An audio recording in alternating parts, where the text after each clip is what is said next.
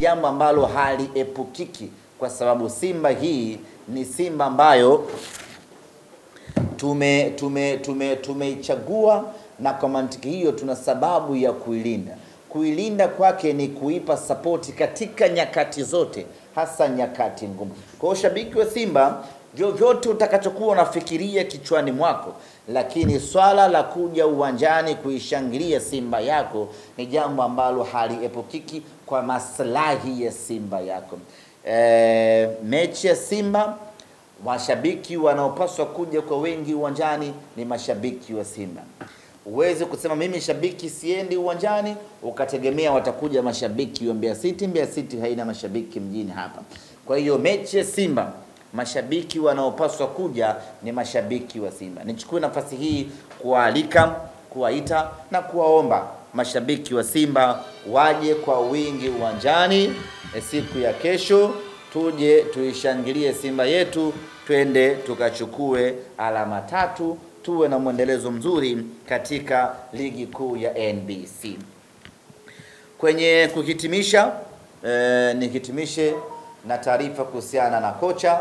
Jana tumetoa hiyo taarifa na kwamba mchakato wa kutafuta kocha mwingine tayari umeshaanza, na jambo zuri ni kwamba baada ya mechi na Azam FC tarehe 7, ligi itasimama na mashindano yote yatasimama mpaka hapo baadaye, mpaka mwezi wa kwanza tarehe 18 ambapo AFCON itamalizika.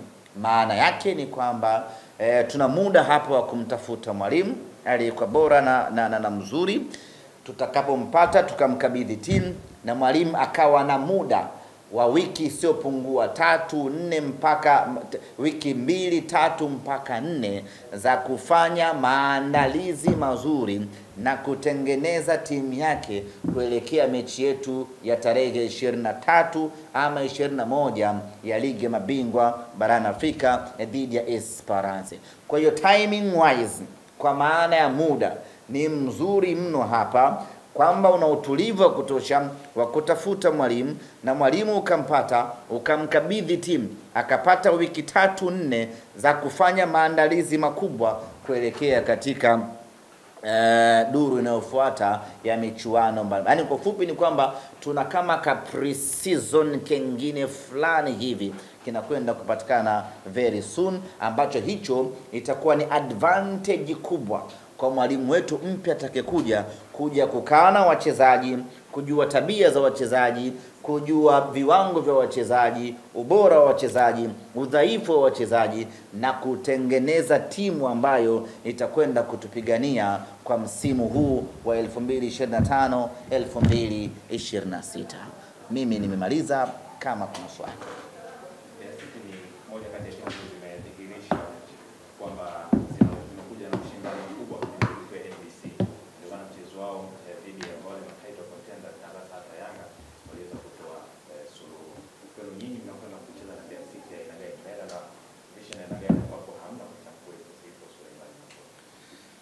Kwanza lazima tukiri kwamba kutana na timu zote ligi kuu, lakini usikutane na Mbeya City. Ni moja kati ya timu ambayo ina hulka na ina uwezo wa kucheza na timu kubwa na ikamdhibiti vizuri. Mbeya City ana uwezo huo, na hajaanza leo. Mbeya City ubora wake tangu miaka hiyo mpaka hivi sasa bado ameweza kumaintain. Anaweza akapepesuka, lakini ubora wake dhidi ya timu kubwa huwa uko pale. Ni ngumu mno kucheza na Mbeya City kipindi hiki, hasa na wao wakiwa wametoka kutimua kocha wao. Na mara nyingi ama mara zote timu inapocheza mchezo wake wa kwanza bila kuwa na kocha waliyemtimua, huwa inakuwaga na mechi ngumu sana, ama inakuwa ni mechi ngumu sana, kwa sababu hapo kila mchezaji anajiona yuko huru kwenda kupigania nafasi katika timu yake hiyo.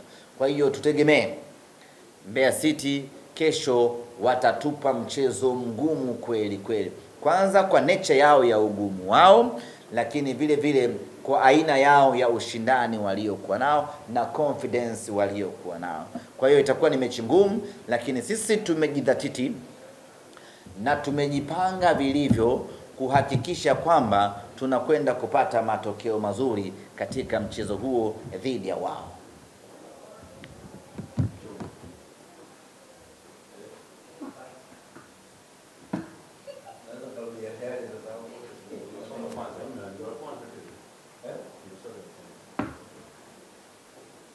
Karibu. Mimi bwana nataka nifahamu kwa upande wangu pengine sababu za kuachana na kocha Pante.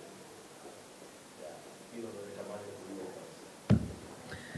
Kama taarifa yetu inavyojeleza ya kwamba tumeachana na mwalimu meneja wetu Dimitar Pantev kwa makubaliano ya pande zote mbili.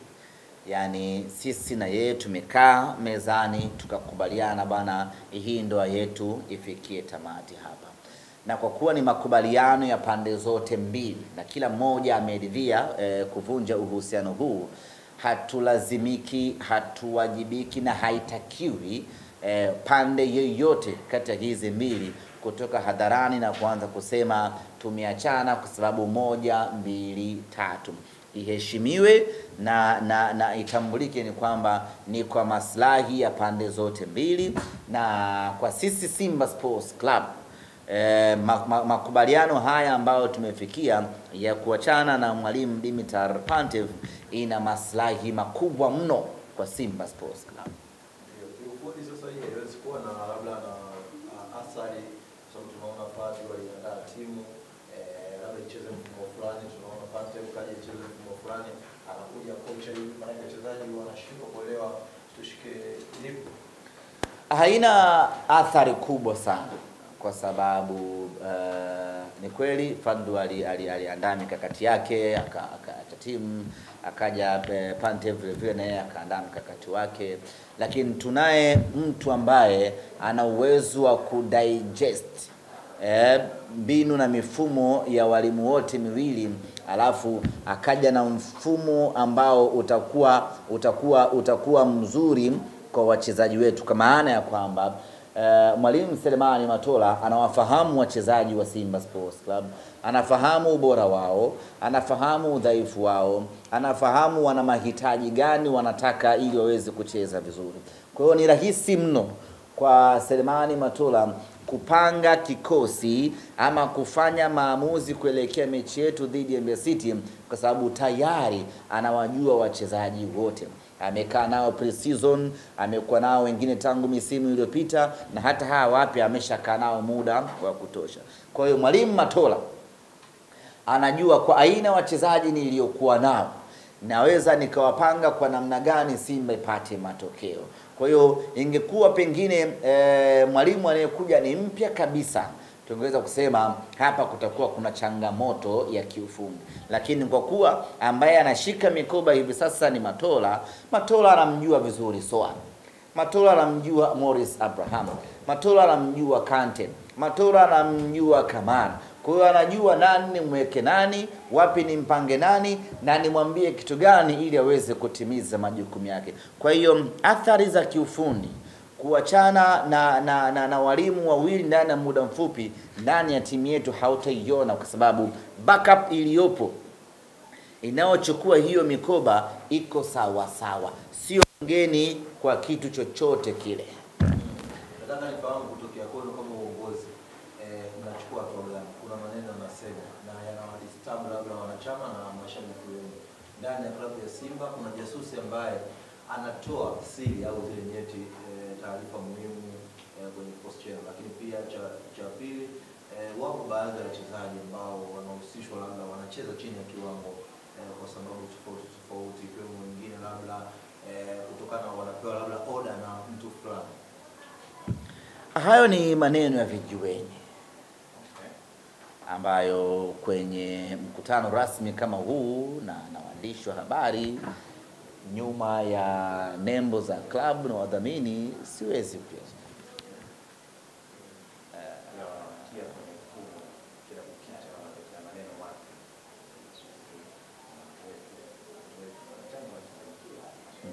Anachanganyikiwa, atakuwa alichanganyikiwa zamani tu. Ila mwana Simba thabiti hawezi kuchanganyikiwa na vitu vya kitoto kama hivi. Ni vitu vya kitoto. Vya kitoto. Mtu kama hawezi ukiona vitu vya hovyo vya watu wajinga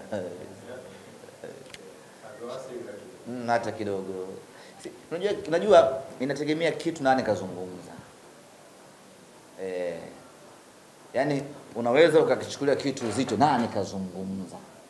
Sasa ukiona mtu mwenyewe alozungumza ni kamtu tu ka hovyo watu anafurahisha genge na anafurahisha na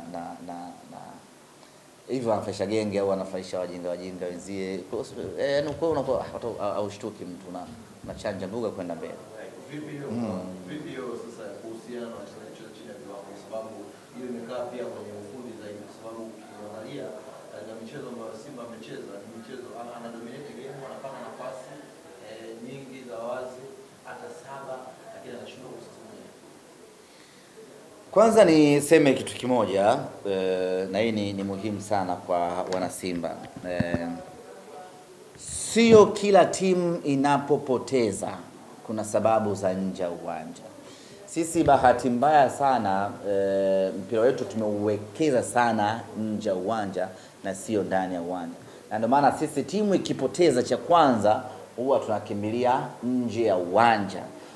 Na ndio maana ni rahisi mtu kukwambia Benjamin Mkapa ina 1 2 3, kwa sababu sisi tumewekeza zaidi kwenye fikra za nje ya uwanja badala ya kuangalia ndani ya kiwanja pengine kuna changamoto gani. Kwa hiyo sio kila timu inapopoteza basi kuna changamoto ya nje ya uwanja. Wakati mwingine mnapoteza mechi kwa sababu za kiufundi za ndani na ndani ya uwanja. Kwa hiyo hili ningependa kuwafikishia mashabiki wa Simba ili wawe na mtazamo ulionyooka na wakiwa na mtazamo huo inaweza kuwasaidia kupunguza baadhi ya pressure ama kutozungumza vitu ambavyo wakati mwingine vinakuwa ni vya upotoshaji. Kupoteza mechi kuna sababu nyingi, inawezekana sababu zikawa ni za nje ya uwanja ama za ndani ya uwanja. Lakini sio kila ukipoteza basi kuna changamoto ya nje ya uwanja, kuna viongozi, kuna nani, sio uwanja, sio kitu gani. Hasa yeye mtu anakuambia kwa mfano Benjamin Mkapa hautufai. Unaenda wapi? Unaenda wapi? Unaenda Zanzibar. Na huko ukiona hapa kufai unaenda wapi? Kirumba. Kwa hiyo lazima wakati mwingine tutumie tu maarifa ya kawaida. Kwa hiyo Simba Sports Club ni timu kama timu nyingine. Kuna wakati lazima itapoteza, kuna wakati lazima itapitia wakati mgumu kama ilivyo katika maisha ya kawaida. Hatuamini kama kuna mchezaji anacheza chini ya kiwango, ila tunaamini kwamba kuna wakati mchezaji anaweza asiwe kwenye ubora wake. Hayo ni mambo ya kawaida, binadamu anapanda, binadamu anashuka. Kwa hiyo mchezaji kukosa magoli si ndio bwana ni jambo la kawaida mno. Kuna mchezaji mmoja hivi anakosa sana magoli sana mpaka wakamchangia hela ya kumotivate. Naye kwenye ligi yetu naye yule alikuwa anacheza chini ya kiwango, anatumwa na nani? Kwa wakati mwingine mambo yanatokea kwenye. Kwa hiyo sisi kwanza tuna timu bora sana, lakini haimaanishi kwamba timu bora tuliokuwa nayo kuna nyakati haitofanya vibaya. Kwa nyakati inafanya vibaya, na huo ni mpira wa kawaida. Hatuamini kama wachezaji wanacheza chini ya kiwango kwa sababu yoyote ile, kwa sababu wachezaji wetu kwanza ni professional pili wapo kazini, lakini tatu kama haitoshi wanalipwa vizuri kuitumikia Simba Sports Club. Siamini kama mtu anaweza aka sabotage kazi yake akakubaliana kupoteza kile ambacho anakipata kutoka kwa mwajiri wake. Wanachopitia wachezaji wetu kwenye kukosa magoli ni jambo la kawaida. Cha kufanya sasa Sisi mashabiki wa Simba ni kuwatia moyo wachezaji wetu, ni kuwaendelea kuwaunga mkono na kuwapa nguvu, ni kuwaendelea kuwaamini na kuwakumbusha kuwa makini uwanjani ili warejee kwenye ubora wao kwa maslahi ya Simba Sports Club. Kufanyaje? Swali jingine.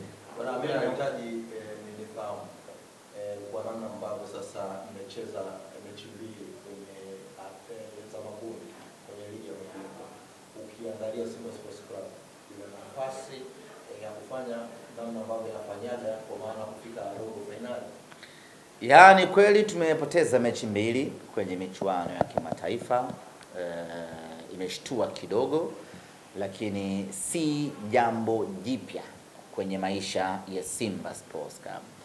Sababu ya kusema sio jambo jipya, watu tusichukulie hii very personal, kwamba tumepoteza mechi mbili, viongozi wafai, nani hafai, nani hafai.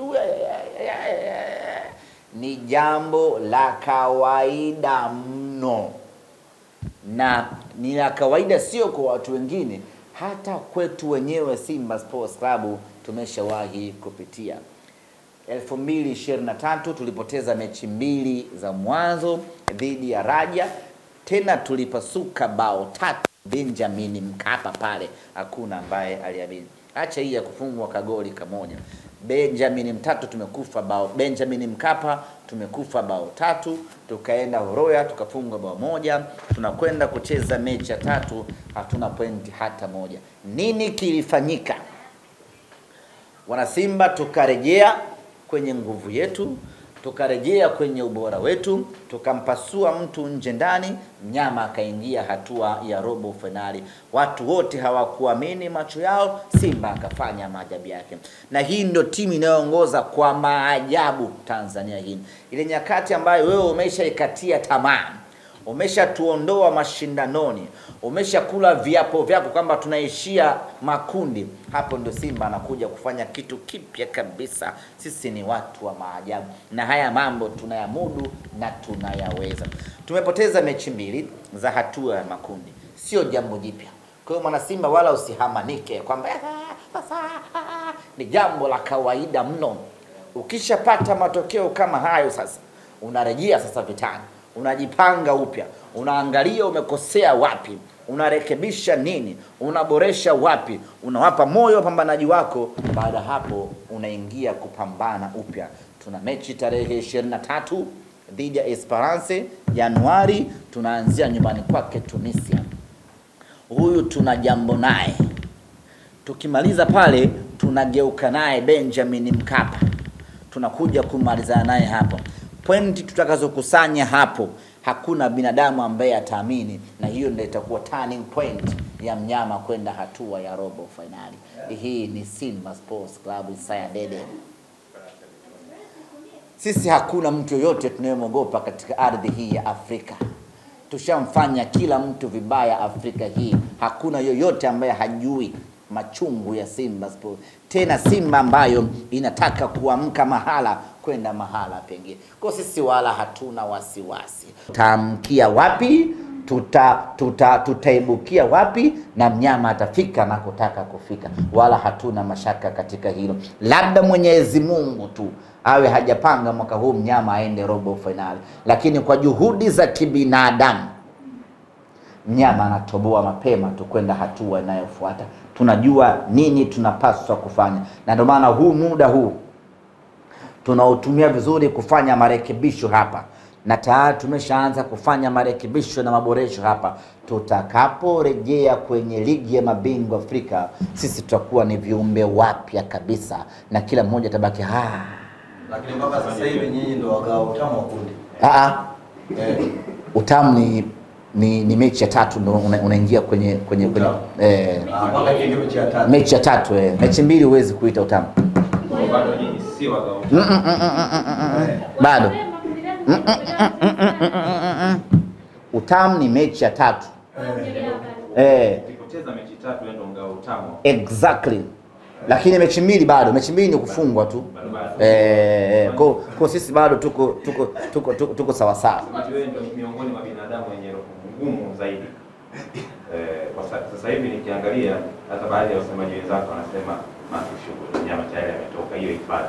Lakini inaonekana bado ni binadamu mwenye roho ngumu. Ningekuwa naisemea timu nyingine. Ningekwambia sisi shughuli yetu imeishia hapa.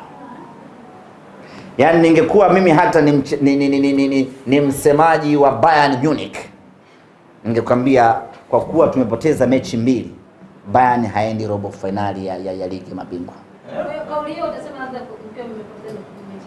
Lakini kwa kuwa ni msemaji wa Simba, naisemea Simba Sports Club, tumepoteza mechi mbili, ninakwambia bado Simba ana nafasi. Yaani timu yoyote tofauti na Simba ingekuwa timu nyingine yoyote ile mpaka sasa ameshadondoka mechi mbili. Madrid. Hata Madrid una uhakika, una ruhusa ya kukata tamaa.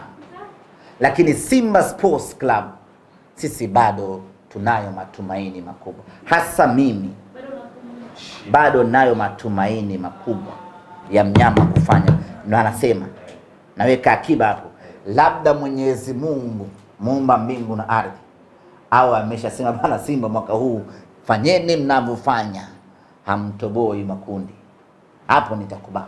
Lakini kwa juhudi za kibinadamu za nyang'anyana tonge, mnyama anakwenda robo finali jana. Nakwambia Simba naijua. Yuko wapi Kibu? Kibu Dennis alipatwa msiba na akapata likizo kwa ajili ya msiba kwa mujibu wa kanuni za utumishi wa umma, na sasa ameshamaliza likizo yake ya msiba, anarejea kazini kuja kuendelea kuitumikia Simba yake. Yuko mjini ama anarejea? Asharejea, yuko mjini hapa. Mchakato wa kutafuta mwalimu mpya umeanza. Anayekuja naye atakuwa meneja kuwa watakuwa kocha. Subiri aje sasa. Mbona wanatangulia siku? Subiri aje. Tukishampata tutawaambia huyu sasa ni nani, ni kocha, meneja. Mechi na Express mnacheza Januari, na Januari kama sijakosea ni kipindi cha dirisha dogo. Nataka nifahamu kwa tathmini ya Simba, ripoti za walimu wao ambao wamekaa hapa, walisuggest labda kuongezwa mchezaji yoyote mwingine au mpo katika mpango labda wa kuongeza mchezaji dirisha dogo? Sijapewa taarifa yoyote kama kuna mapendekezo ambayo walimu waliopita wameacha kwenye eneo la kuongeza wachezaji. Lakini ninachoweza kusema ni kwamba unajua mpaka sasa pamoja na kwamba tunaelekea kwenye dirisha dogo la usajili, lakini tumecheza mechi chache mno. Tumecheza mechi 3 tu za ligi kuu na tumecheza mechi 2 tu za group stage. Yaani kiujumla ni kwamba msimu huu tumecheza mechi 5 tu. Toa zile qualifier. Tumecheza mechi 5 pekee. Katika mechi 5 hizi ni ngumu mno kufanya assessment ya kwamba huyu afai, huyu ni muongeze, huyu nifanye kitu kama hicho.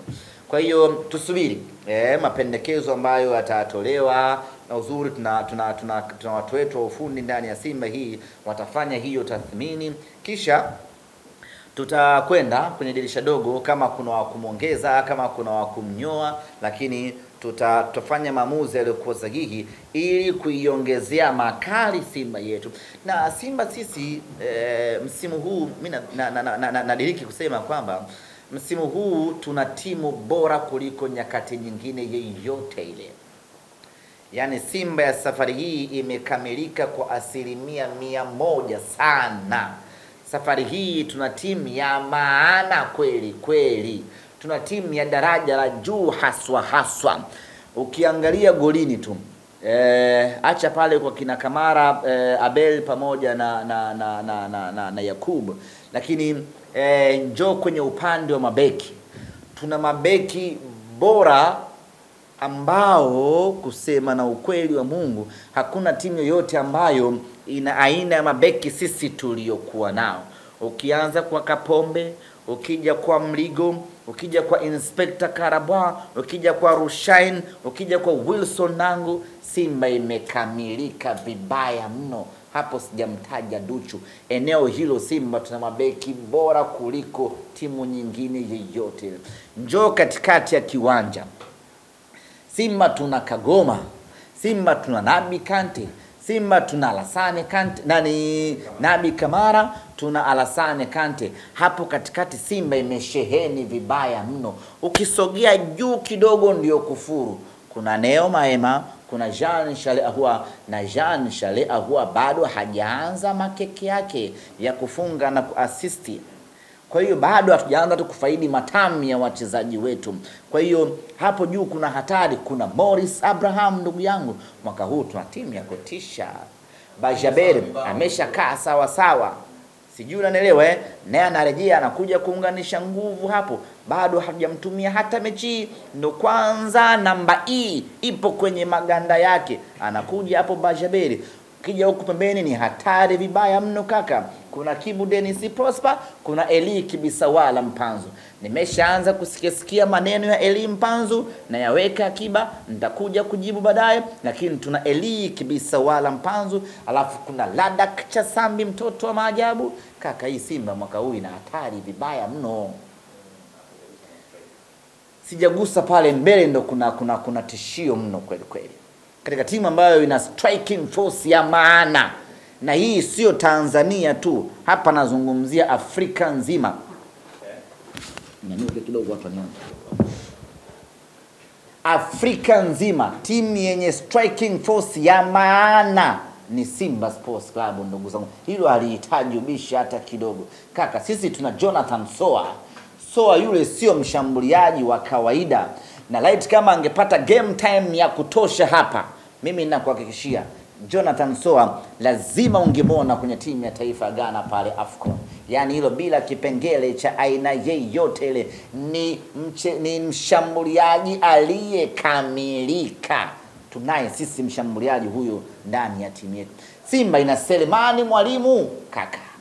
Mshambuliaji huyo Gomez Mfalme Selemani tunaye sisi kwenye timu yetu. Utapata wapi mshambuliaji aina ya Selemani Mwalimu Afrika hii zaidi ya Simba? Sisi tuna striker refu kuliko goli kaka. Msimu uliopita kafunga magoli 13. Msimu huu bado hajaanza kuonesha makeke yake. Sasa aina hii ya timu tuliokuwa nao sisi, tunahitaji a very strong man and a very smart man kwa ajili ya kuongoza hawa. Sijui umeelewa Umeelewa vizuri hapo kaka? Tukisha kaa sawa sawa, ushaikuwa na manati, ukaweka kajiwe kako afu ukavuta namna hii kwenye kipago, alafu yani ile process ya kuvuta hivi, ndio Simba tunatakiwa tupite namna hiyo. Tukisha kaa sawa sawa kaka,